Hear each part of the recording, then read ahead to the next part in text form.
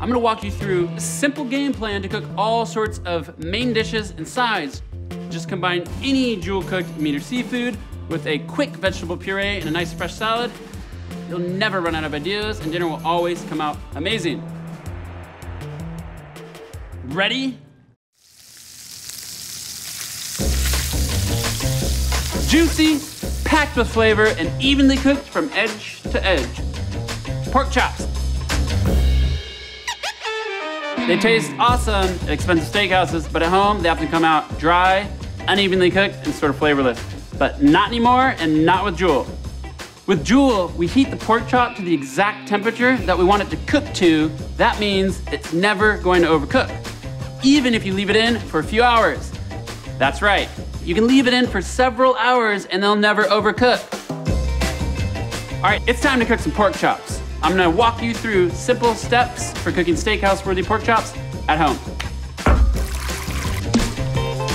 The first thing we're gonna do is use visual doneness to select our temperature. Just choose the one that looks most delicious to you. If you're like me and you want your chops to be nice and pink all the way through, you're gonna go with 144 Fahrenheit. All right, any pork chops you've got, we've got nice boneless loin chops here. Pork likes salt. Helps it stay nice and firm, nice and snappy. Pepper. You can put your favorite little pork rub on there, whatever spice you want. Pop it in a bag. I'm gonna throw a crushed clove of garlic in there, a little bit of rosemary, a little olive oil, and drop them in Joule. So these pork chops are gonna cook for about an hour, and that gives you a ton of time to go about your life. You can drink some wine, have some beer, any other type of cocktail. I know, I drink a lot. But if you don't do that, you can also play with your kids, help them with their homework. If you're like me and you don't have children, you can just keep cooking. Today I'm gonna do an apple puree and shaved Brussels sprout salad to go with my chop. First things first, I'm gonna get the puree going, that way it's done and waiting for Play-Doh. So I'm gonna peel my apples, chop them nice and thin, put them in a pot and bring it to a boil until they're super soft. I'm gonna dump it in a blender, blend it on high until it's wicked smooth, pour it right back in that pot and keep it on the lowest setting possible on the stove. That way it's nice and toasty and they're waiting for me. After that, I'm gonna jump on the Brussels salad. So we're gonna shave our Brussels nice and thin, add a little bit of mustard, a little cider vinegar, a little bit of olive oil, salt and pepper, and it makes a really, really nice Brussels slaw. Joule's telling me my chops are ready.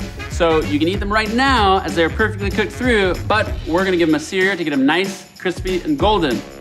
First thing you wanna do is make sure you get a nice non-stick pan, make sure it's ripping hot. Here's how to tell. Put a little drop of water in. That little droplet of water should go away within a second or two. From there, you can add some oil and your chops. With a good condition non-stick pan, you can just slide the chop around, moving it around, making sure you get a nice, even golden crust. As we said, the chop's perfectly cooked. The searing's only gonna take about 2 minutes aside or until they look good. In the end, I like to add a little bit of butter and any of the herbs from the bag. Woo-hoo! Mmm.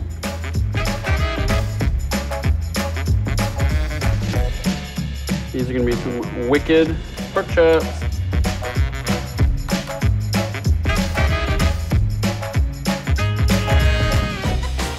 Juicy, juicy, juicy. Mmm! That's a good pork chop. For more dinner ideas, check out chefsteps.com. We've got tons of recipes and techniques to help you kill it at dinner any night of the week. And while you're there, order yourself a Joule.